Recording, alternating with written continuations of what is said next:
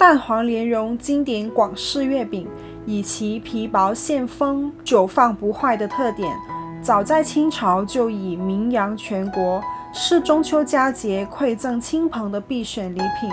莲子清香，蛋黄美味，今天小霞就带大家来做蛋黄莲蓉月饼吧。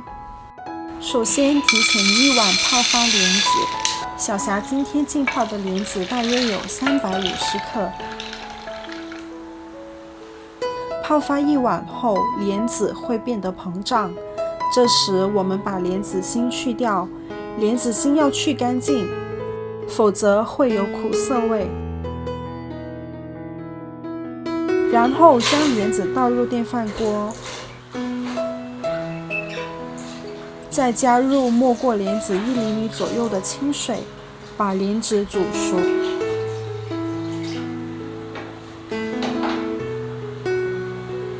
把煮好的莲子倒进破壁机，破壁好的莲蓉会变得非常细腻。准备一个干净的不粘锅，倒入莲子泥，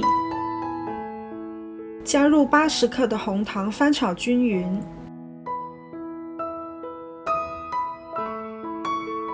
再加入20克麦芽糖、20克白糖，不停地翻炒莲蓉。你的麒麟臂要加油咯！小霞炒了差不多半小时，炒成这种抱团的状态就可以啦。然后放凉备用。现在我们来准备饼皮，倒入玉米油30克，碱水4克，月饼糖浆110克，用打蛋器搅拌至完全乳化，乳化后的颜色为黄白色。将160克的月饼面粉倒入到已经搅拌乳化好的月饼糖浆中，用手揉成光滑无干裂的面团，再用保鲜膜包裹好，在常温下醒发2到3小时。面团醒发好啦，我们现在开始包月饼。准备几个咸蛋黄，我们要做的是75克的月饼，所以要将莲蓉馅揉成35克的馅剂子，把莲蓉馅压扁，包入蛋黄，像包月饼一样用虎口收口，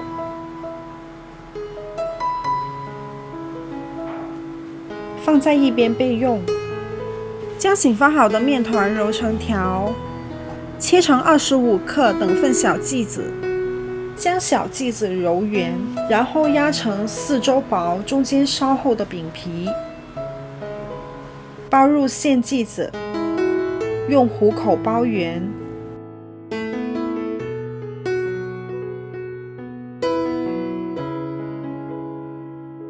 涂上少量的面粉防粘，用模具压制成型即可。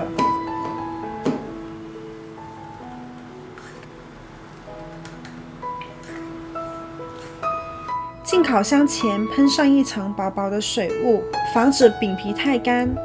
烤箱180度烤6分钟定型。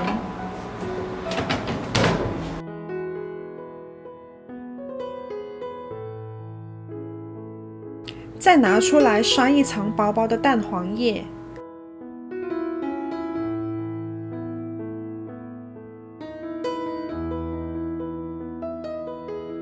烤箱150度再烤10分钟就可以啦。刚烤出来的月饼有点干，这时候口感不太好。晾至2、3天后，饼皮回油变软了，就好吃啦。好吃到流油的莲蓉咸蛋黄月饼，沙沙的口感，咸香的味道，一口就沦陷，赶紧来试试吧。如果你也喜欢吃中国菜或者中国的点心，不要忘记给小编点点关注哦。